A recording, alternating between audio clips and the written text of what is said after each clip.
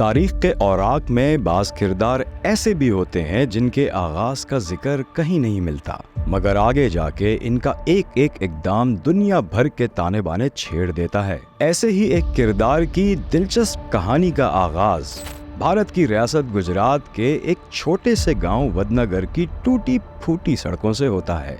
इस छोटे से गांव में भी हमारा किरदार किसी सरपंच या ठाकुर का चश्मो चिराग न था, बल्कि एक मामूली से चाय वाले का बेटा था और अपने बाप के ढाबे पर बतौर छोटे अपनी खिदमत सरंजाम देता था। उसे क्या मालूम था कि ये हाथ जो आज सैकड़ों लोअर और मिडिल क्लास लोगों को चाय पेश कर रहे हैं, कल को दुनिया की सबसे बड़ी जमहूरियत हिंदुस्तान की बागडोर संभाल रहे होंगे। ये कहानी है हिंदुस्तान के प्रधानमंत्री नरेंद्र मोदी की।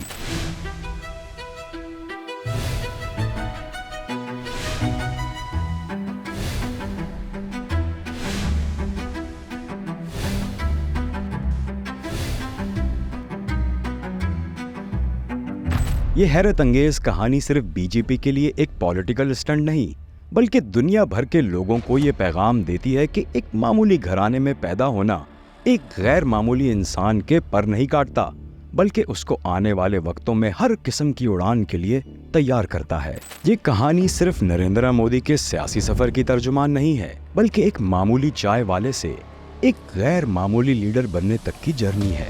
इस कहानी का आगाज एक 8 साला बच्चे के तजस्सुस और खुद एतमादी से होता है। वो तजस्सुस जिसका रास्ता न बचपन के खेल कूद ने रोका और न ही जिम्मेदारियों के बोझ ने।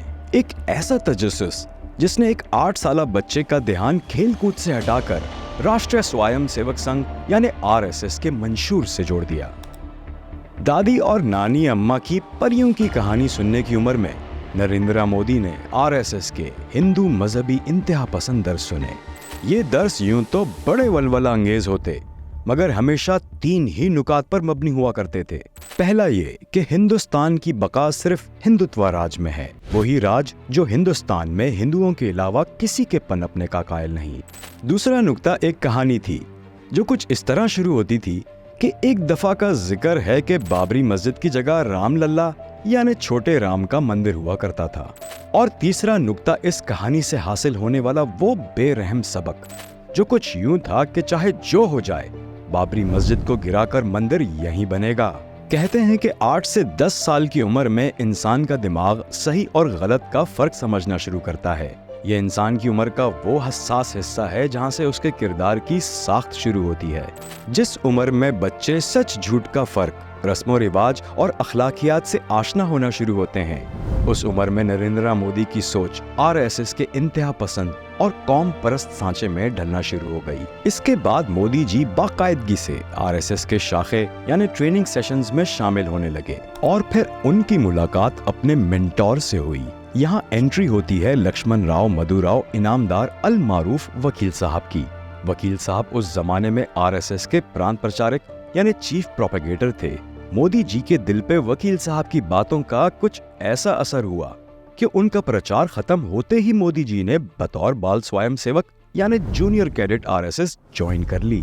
इस छोटी सी मुलाकात के बाद RSS की इंतहा पसंद कहानियां नन्हे मोदी के लिए सिर्फ मशगला नहीं रही, बल्कि एक ऐसा नारा बन गई जिससे सारे हिंदुस्तान को जगाना नरेंद्र मोदी को अपनी जिम्मेदारी लगने लगा। मगर ये नारा लगाना कहाँ था, इसका अंदाजा अभी तक मोदी जी को नहीं हुआ था। मोदी ने कुछ बड़ा तो करना था, पर कैसे करना था ये नहीं मालूम था।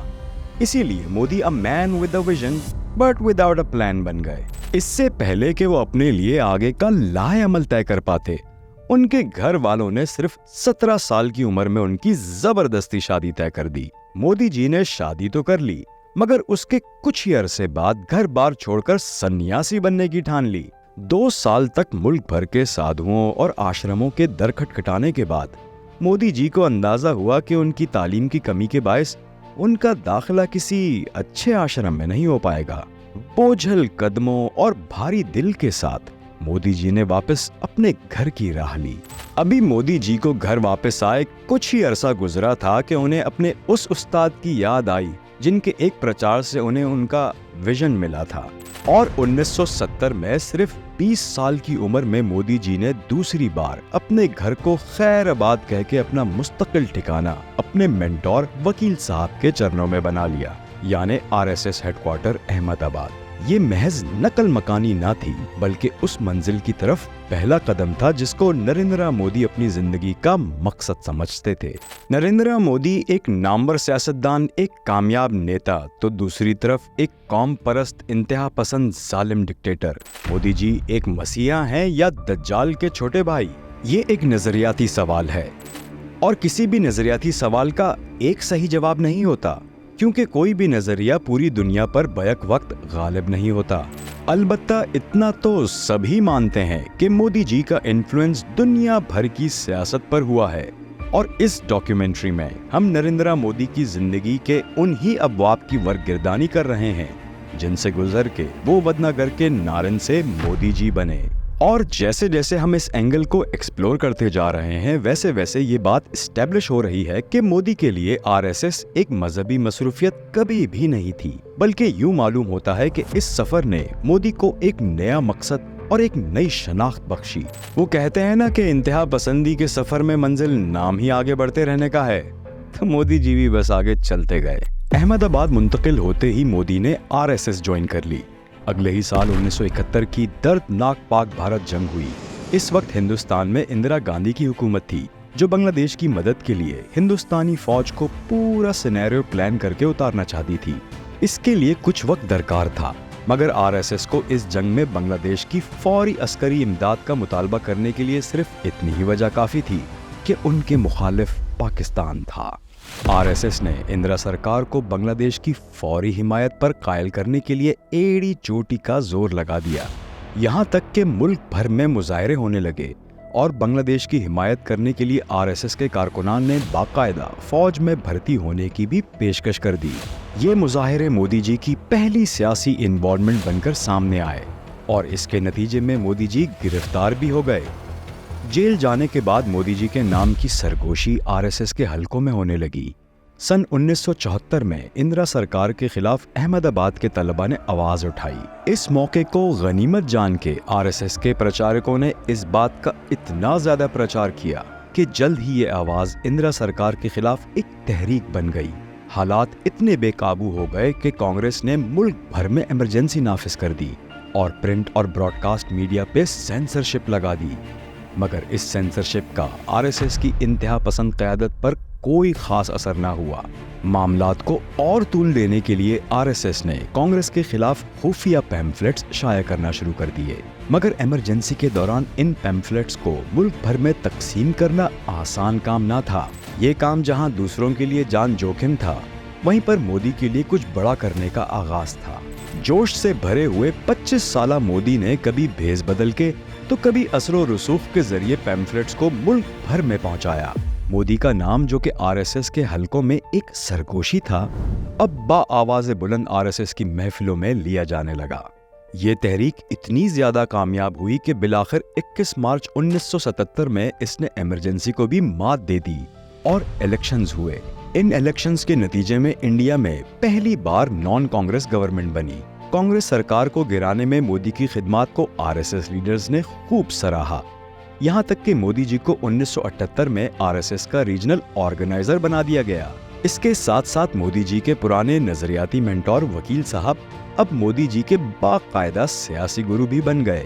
वकील साहब ने मोदी को एक माहिर मुजस्मा साज की तरह तराशना शुरू किया। जो खला मोदी की शख्सियत में उसके दुश्वार बचपन की वजह से पैदा हो गई थी, वकील साहब ने उसे बखूबी पुर कर दिया। यहाँ तक के कहा यह भी जाता है कि वो वकील साहब ही थे जिन्होंने जोर देकर मोदी की अधूरी पढ़ाई मुकम्मल करवाई। 1980 में मोदी जी ने गुजरात यूनिवर्सिटी से पॉलिटिकल साइंस में ग्रेजुएशन भी कर ली, जिसके बाद उनके एक कामयाब तरीन सियासतदान बनने के लिए तमाम कवायद भी पूरे हो गए। 1982 में नरेंद्र मोदी को आरएसएस में एक प्रचारक यानी एक प्रोपेगेटर का दर्जा मिल गया। और इतना ही नहीं, बल्कि आरएसएस ने नरेंद्र मोदी को यूथ एक्टिविटीज का इंचार्ज भी बना दिया। ये जिम्मेदारी नरेंद्र मोदी के लिए सिर्फ हौसलामंद साबित नहीं हुई, बल्कि इस जिम्मेदारी ने उस सोच की बुनियाद रखी जिसे आज हिंदुस्तान भर में मोदीज विजन के नाम से जाना जाता है। और इसी जिम्मेदारी की डोरियां आगे चलकर नरेंद्र मोदी के सियासी कैनवस का ताना बाना बनी। यूं समझ लें कि प्रचारक के तौर पर की गई मोदी जी की तकारीर सिर्फ महफिल में आग नहीं लगाती थी, बल्कि उनकी एक अलग फैन बेस क्रिएट कर रही थी। एक ऐसी फैन बेस जिसमें मोदी जी ही हरफे अव्वल और मोदी जी ही हरफे आखिर थे। वकील साहब की सरपरस्ती में मोदी की शख्सियत में इतना निखार आया कि 1985 में आरएसएस ने नरेंद्र मोदी को अपने मंशूर से हम आहंगी रखने वाली न्यूली फॉर्म्ड सियासी जमात बीजेपी को सौंप दिया।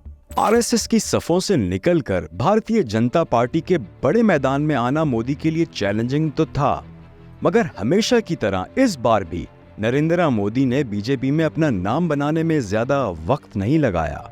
सिर्फ 8 साल के कलील अरसे में मोदी को बीजेपी के गुजरात यूनिट का जनरल सेक्रेटरी बना दिया गया। 1995 तक मोदी के मद्दाह इतने बढ़ गए कि उन्हें बीजेपी ने कौमी तंजीमी सेक्रेटरी बना दिया। इसी साल मोदी जी की स्ट्रेटेजी के बायस बीजेपी गुजरात असेंबली में भारी अक्सरियत से जीत गई। इस कंट्रीब्यूशन का सिला मोदी को 3 साल बाद मिला, जब बीजेपी ने उन्हें पार्टी के जनरल सेक्रेटरी के ओहदे पर फाइज कर दिया। बस फिर क्या था, महल्ले से शहर, शहर से सूबे, सूबे से मुल्क भर में जहां जहां बीजेपी मौजूद थी, वहां नरेंद्र मोदी का भी नाम लिया जाने लगा। अपनी एक लॉयल फैन बेस के दम पर नरेंद्र मोदी इतने मकबूल हुए कि उनका नाम इक्तिदार की गलियों में गूंजने लगा। मोदी के नाम की सियासी गूंज के अलावा 2001 में एक ऐसी गरजदार गूंज भी आई जिसको सिर्फ ऐवानों में नहीं बल्कि गुजरात भर में भी सुना गया। इस बार गूंजने वाला कोई शख्स नहीं था, बल्कि गुजरात के इलाके भुज की जमीन थी। गुजरात के कच्छ में भूकंप के झटके। भुज में आने वाले जलजले ने वजारत आला की कुर्सी को इस जोर से झंझोड़ा कि उस पर 2 अदवार से बैठे केशुभाई पटेल भी जद में आ गए। गुजरात हुकूमत की नाअहली और करप्शन ने मिलके इस जलजले के मुतासरीन की तादाद को दुगना कर दिया। बीजेपी की गुजरात में पुअर परफॉर्मेंस को लेकर कई सवाल उठने लगे, ऐसे सवाल जिनका तसल्ली बख्श जवाब मुमकिन ही ना था। इस वक्त केशुभाई पटेल ने गुजरात के सीएम की कुर्सी से इस्तीफा देने में ही अपनी खैर समझी। बीजेपी को ये खाली कुर्सी एक आंख न भाई और वक्त ने ऐसी करवट ली कि इस कुर्सी पर बराजमान होने वाला अगला शख्स वही 8 साला बच्चा था जो स्टेशन पर चाय बेचा करता था। रेलवे स्टेशन पर गरम चाय का नारा लगाने से लेकर चीफ मिनिस्टर की गद्दी से वाइब्रेंट गुजरात का नारा लगाने तक का सफर गैर यकीनी सा तो लगता है, मगर है फैक्ट्स पर मबनी। ये सफर एक ऐसे आदमी की दास्तान है जिसकी नजरें सिर्फ मंजिल पर जमी हुई थीं और मंजिल के अलावा जो भी था गैर जरूरी था, फिर चाहे वो अपने सगे ही रिश्ते क्यों ना हो। सीएम की गद्दी पर बैठने तक मोदी जी के लिए हुए हर फैसले में या तो उनकी जहानत नुमाया होती थी या फिर उनकी खुशकिस्मती। मगर इस कुर्सी पर बराजमान होने के कुछ ही अरसे बाद मोदी ने बाज फैसले इतने सफ़ाकाना और शिद्दत पर मबनी किए जिनके अहवाल से आरएसएस का इंतहा पसंद मंशूर भी कांप उठा। चाय वाले से सीएम तक का सफर तो एम्बिशन की कहानी है, मगर सीएम से पीएम तक का खून रेस सफर आज भी अपने साथ कई सवालिया निशान उठाए हुए है।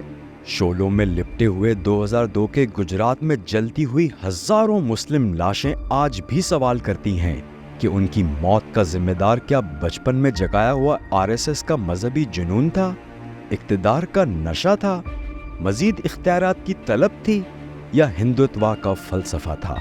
ऐसा क्या हुआ जिसने वाइब्रेंट गुजरात का नारा लगाने वाले को आलमी सतह पर द बुचर ऑफ गुजरात के लक़ब से नवाजा और आज भी गुजरात के मुसलमानों को जिंदा जला देने के सवाल पर कोई वाज़े मौक़िफ़ क्यों नहीं? इन सारे सवालों के जवाब अभी बाकी हैं और इन बातों को हक़ाइक़ की रोशनी में करना बेहद जरूरी है।